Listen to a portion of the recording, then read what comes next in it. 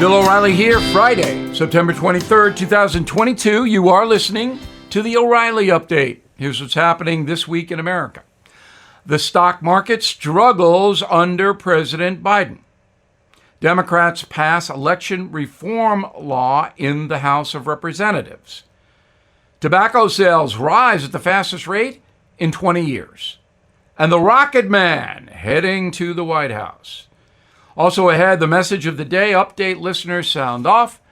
But first, the U.S. stock market sinking, the Dow Jones losing nearly 20% of its total value since January 1st of this year. Hardest hit sectors, technology and banking. The Federal Reserve raising interest rates another 75 basis points yesterday to try to slow down inflation. Fed Chairman Jerome Powell says steep job losses may be coming. All in all, the U.S. economy is not prospering under Joe Biden. The House passing Liz Cheney's election reform bill. The tally was 229 to 203, with 9 Republicans siding with the Democrats. The law amends the Electoral Count Act of 1887. It clarifies that the vice president serves only a ceremonial role in counting electoral votes. He cannot interfere with the count. Supporters claim the bill will prevent any attempts to overturn future elections. Now, this is a good law because it does provide clarity in the electoral system. But I don't know if it will pass the Senate. More Americans smoking this summer, the sale of tobacco rising at the fastest pace in 2 decades. In total, Americans consumed 200 billion cigarettes in the last 12 months. 200 billion.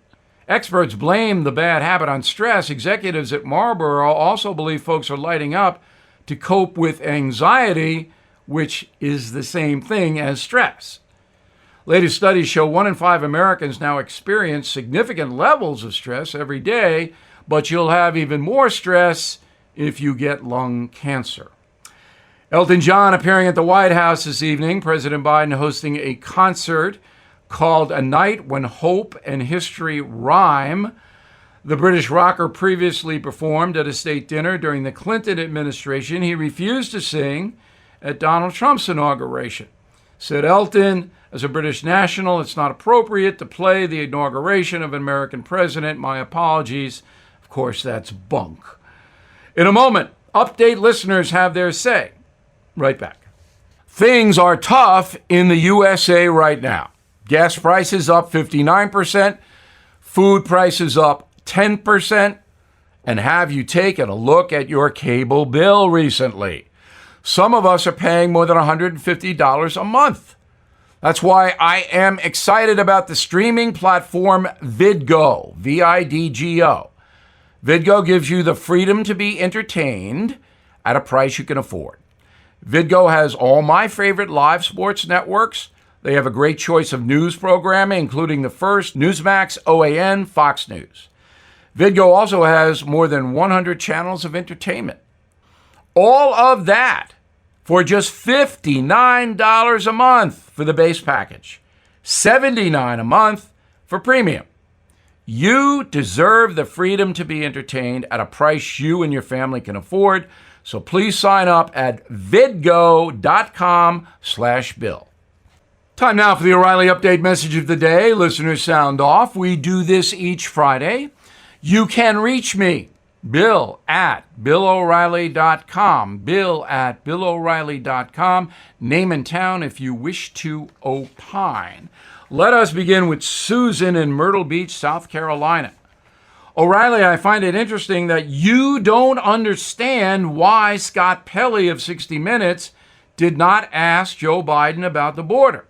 I assume all reporters know that all questions are given to the president in advance. I assume this. Well, you're wrong, Susan. I interviewed 5 presidents. They didn't get any questions in advance. That would be journalistic malpractice. Pelley just didn't ask tough questions. Doris, Hanover, New Hampshire. Bill, I wish I could be as certain as you about the illegal migrants not being able to vote. The Democrats have gotten away with plenty of things. Doris, look, maybe some undocumented people will vote, but it's a felony. The courts have ruled that. So you have to assume that most will not.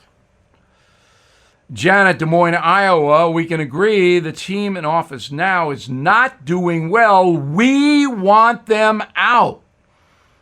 Anyone that cannot admit that is either misinformed or delusional. Well, we, I assume, Janet, is the Republican Party? Is that the we here? So, yeah, you're right. The Biden administration having problems on almost every front, but the polls show that there are millions, tens of millions, maybe hundreds of millions of Americans who still will vote for Democrats. So the we stuff doesn't really stack right now. Mary Jane, Missoula, Montana. Much would change in our country if the mainstream media came clean. Two sets of news reporting, one for the left, one for the right. This is the root cause of our national divide. Well, that's what we have now, Mary Jane. The network news, all left. MSNBC, CNN, left. Fox News, Newsmax, right. That's what we got. It's not we're going to go where the truth leads us. It's we're going to try to make as much money as we can, we the media, by telling people what they want to hear. Jack in Las Vegas, Bill, you are incorrect about Kamala Harris being the most incompetent VP in history. Did you forget Joe Biden? Biden wasn't that incompetent under Barack Obama because President Obama didn't give him anything to do. You remember the famous quote from Mr. Obama, if anybody can screw it up, it's Joe Biden, or something like that. That was the quote. The only reason that Joe Biden was vice president under Barack Obama was that Obama needed a liaison to Congress, and Biden had been a senator for decades. That's why he got the nod. Biden really didn't do anything day to day, kind of like now. He didn't do much as vice president. He's screwing up, but he's not doing a lot to problem solve these days. Anyway, I'm Bill O'Reilly, and I approve that message by putting it together. If you'd like more honest news analysis, please visit BillO'Reilly.com. And next Tuesday, the new Killing book comes out, Killing the Legends, The Lethal Danger of Celebrity. You can pre-order. In a moment, something you might not know. This is a special alert to all Americans who own a vehicle with less than 200,000 miles with an auto warranty about to expire or with no warranty coverage at all. Due to a decline in the economy, CarShield is announcing a low-cost month-to-month vehicle protection plan that is now available to the public to save any driver out-of-pocket expenses on future auto repairs. Call now to find out how you can pay almost nothing for covered auto repairs. Yes, you heard that correctly. Pay almost nothing for covered auto repairs. An open phone line has been established for all drivers to call for a free quick quote. Call 800-925-7584 now. Drivers who are covered will not have to pay for covered repairs again. This protection plan is at an all-time low. Additionally, drivers who activate this vehicle protection today will also receive free roadside assistance, free towing, and car rental options at no additional cost. Call us for your free quick quote today. 800-925-7584. That's 800-925-7584. What do you have to lose? Call 800-925-7584. Again, 800-925-7584. Now, the O'Reilly Update brings you something you might not know. 243 years ago today, an American sailor waged war against the Royal Navy off the coast of England. Outgunned in a battle, he refused to surrender. When asked to abandon ship, the patriot replied, "I have not yet begun to fight." Here is the story of John Paul Jones, who is almost forgotten today, but who was an amazing patriot. Jones was born in Scotland. He came to North America as a cabin boy aboard a ship. He settled in Fredericksburg, Virginia. In the early days of the Revolution, John Paul Jones traveled to Philadelphia, was commissioned as a lieutenant in the Continental Navy. He distinguished himself and rose to captain. He fought against the British fleets in the Caribbean and in the Atlantic. In August 1779, Jones took command of the U.S. ship Bonhomme Richard. His destination, the coast of England. America had not brought the Revolutionary War to the English themselves. Jones was the first to do so. On September 23rd, his vessel was encountered by 2 British warships off the coast of England. After a 90-minute skirmish, the Richard was nearly destroyed. Despite the damage, Jones refused to surrender.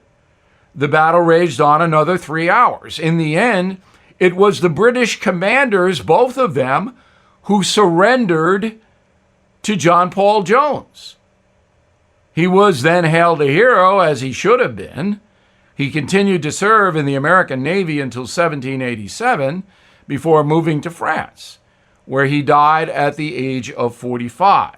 He was buried in a plot owned by the French royal family, but that plot was destroyed in the French Revolution. So in 1905, John Paul Jones's remains were identified by a team of anthropologists on the outskirts of Paris. Well, John Paul Jones finally returned to the USA aboard the USS Brooklyn, and he is buried at the Naval Academy in Annapolis, Maryland. Back after this. Ad paid for by the Sentinel Group. Attention Marines, military personnel, families, and contractors who were stationed at Camp Lejeune. Were you present at Camp Lejeune between August 1953 and December of 1987? You may be entitled to significant compensation. For nearly 34 years, those in the Marine Corps' base Camp Lejeune were exposed to contaminated drinking water, resulting in devastating injuries, including several forms of cancer, adverse birth outcomes, Parkinson's disease, and more. North Carolina's procedural laws have prevented victims from getting the justice they deserve, but passage of the Camp Lejeune Justice Act of 2022 would allow you or a loved one to file lawsuits seeking compensation for illnesses and injuries linked to the toxic water. Call today for your free consultation. 800-230-0194. Let our experienced attorneys fight to get you the compensation you deserve, and you pay nothing unless there's a recovery in your favor. Call 800-230-0194. That's 800-230-0194. Again, 800-230-0194. Thank you for listening to the O'Reilly Update. I am Bill O'Reilly. No spin, just facts, and always looking out for you.